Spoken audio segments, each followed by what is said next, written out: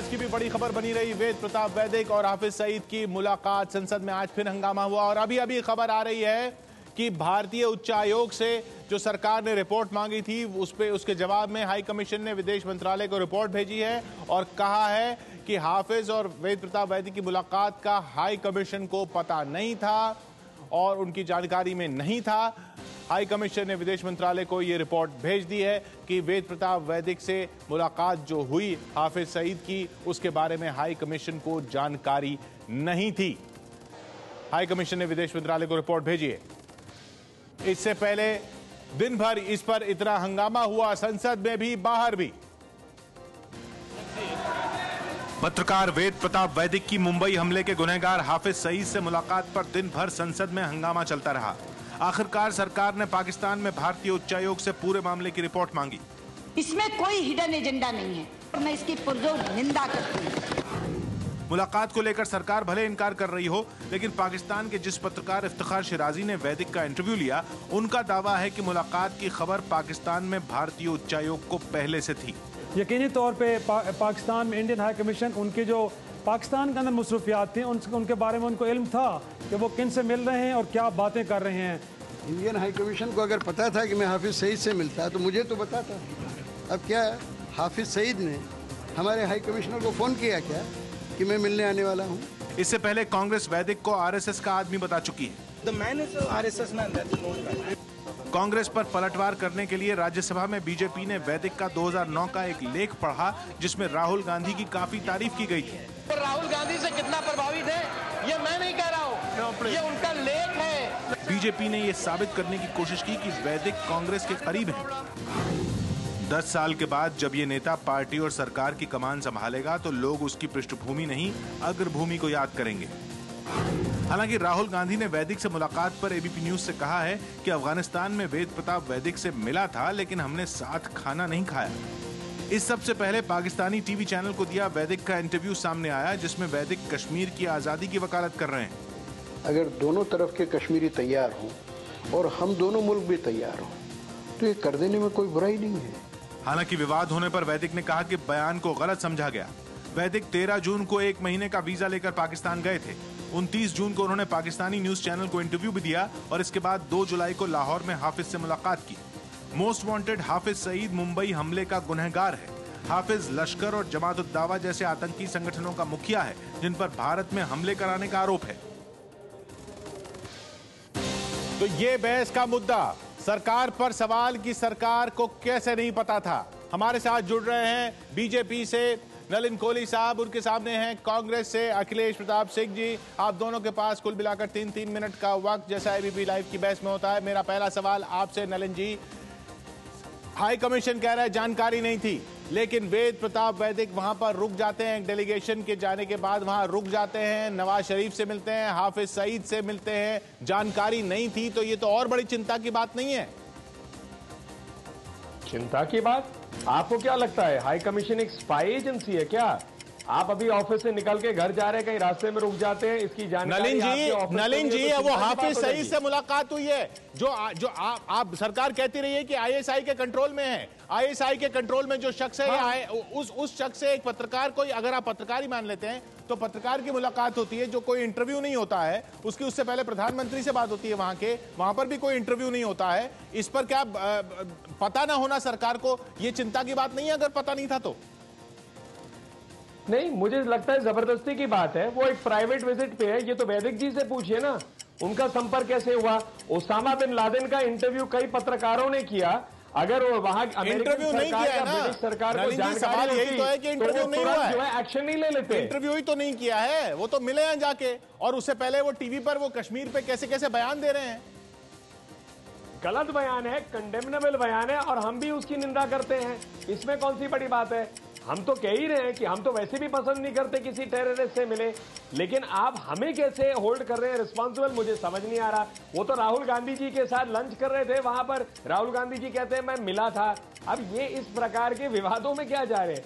ये तो वैदिक जी से सवाल पूछेंगे ना। भाजपा ने भेजा नहीं, सरकार ने भेजा नहीं, ना कोई हमारा लेना देना है और जवाबदेही हमारी बन रही है। आप सरकार में, मैं आऊंगा आपके पास, लेकिन ये जो आपने सवाल उठाया कांग्रेस पर, अखिलेश जी, जवाब आपका कि कांग्रेस से नजदीकी रही है वेद प्रताप वैदिक की, वो खुद भी दावे करते रहे, हालांकि उनके बहुत सारे और भी दावे हैं, लेकिन और अब जब उन्होंने राहुल गांधी से मुलाकात की बात की तो राहुल गांधी ने कहा कि हाँ मिला था। तो नजदीकियों की अगर बात है तो वो आपसे भी रही है।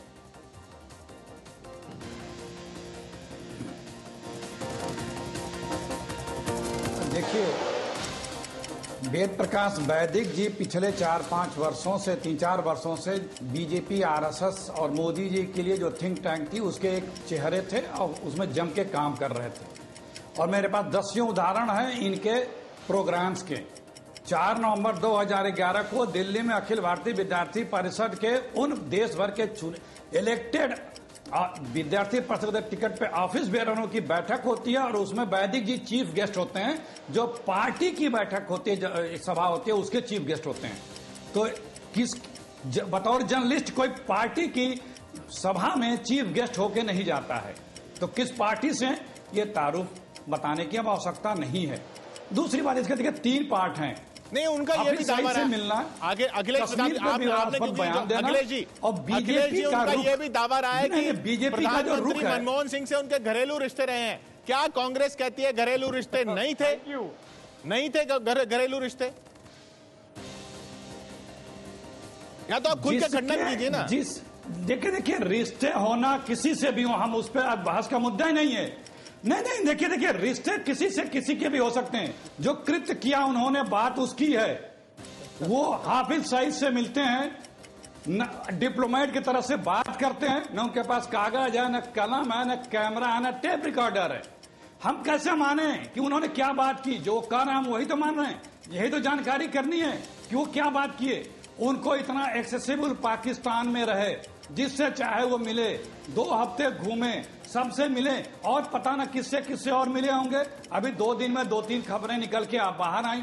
एक चैनल को इंटरव्यू दे रहे हैं, चैनल का इंटरव्यू लेने वाला बताता है कि वो किस तरह से उनके स्वागत में पार्टी दी गई थी, उनको किस तरह से इंट्रोड्यूस किया गया था, इसलिए मैंने उनका इंटरव्यू लिया। उसमें वो बात कह रहे हैं जो इस देश के किसी को भी गंवारा नहीं होगा। और ताज्जुब इससे बड़ा सबसे ये हो रहा है कि जो बीजेपी राष्ट्रभक्ति की अपने ढिढोरे पीटती है, आज वो उसकी राष्ट्रभक्ति दिख क्यों नहीं रही है? आपका 1 मिनट बचा रहा हूं मैं, अखिलेश जी, आपका 1 मिनट बचा हुआ है, मैं बचा रहा हूं आपका 1 मिनट बचा रहा हूं, मैं बचा रहा हूं, रोक रहा हूं आपको यहाँ पर। नलिन जी, सवाल यही है, कोई इंटरव्यू नहीं हुआ, कोई ना इंटरव्यू उन्होंने लिखा, ना इंटरव्यू रिकॉर्ड हुआ। वो नवाज शरीफ से भी मिले, वो हाफिज सईद से भी मिले।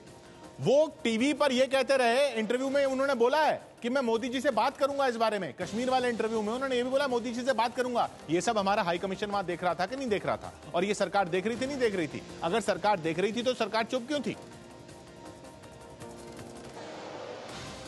मैं 3-4 बातें बताना चाहूंगा।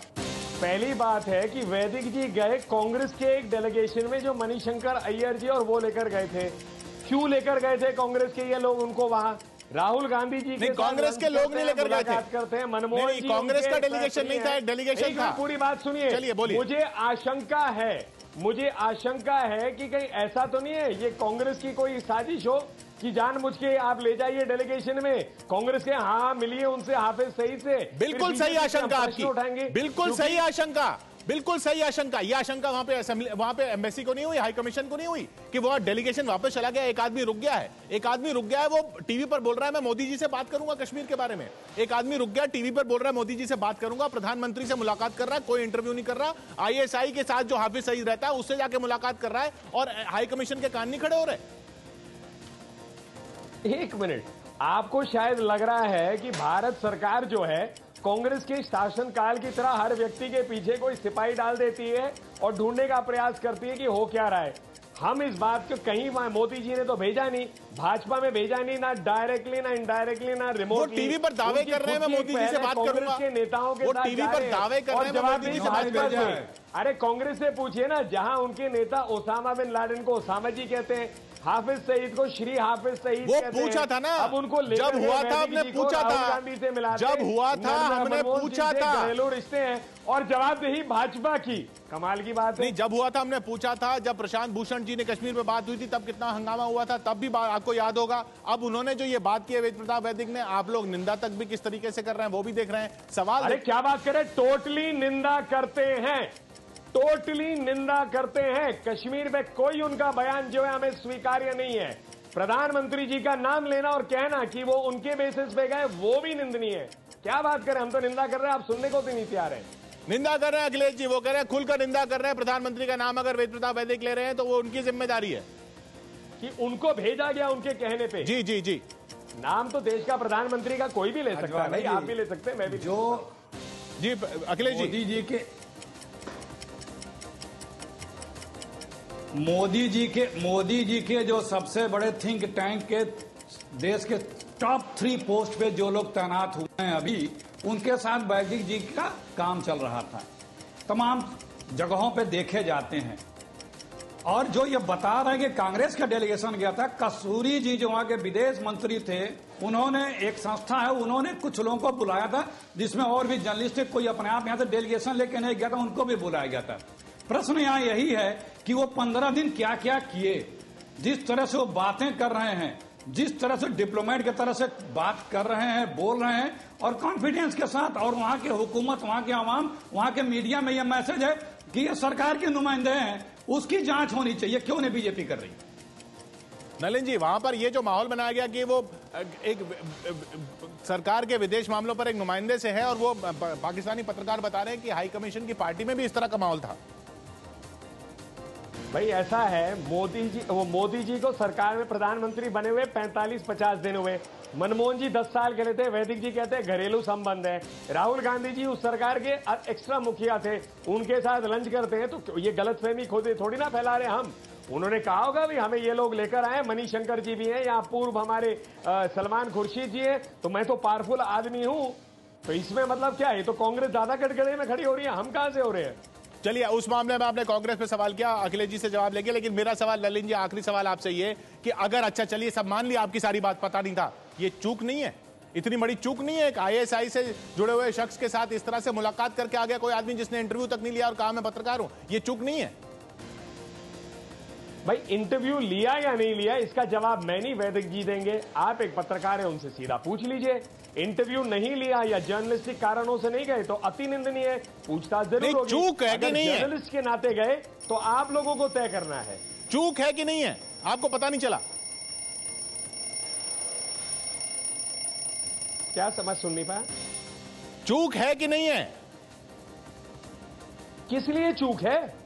देश के लोग स्वतंत्र हैं, कहीं भी जाए। कांग्रेस के डेलीगेशन में गए तो हमें तो पहली पूछताछ करनी चाहिए मणिशंकर अय्यर जी से कि क्यों लेकर गए उनको, जब हाफिज सईद से। अखिलेश जी आखिरी 5 सेकंड आपके, थोड़ी ना होता है, आखिरी 5 सेकंड आपके अखिलेश जी।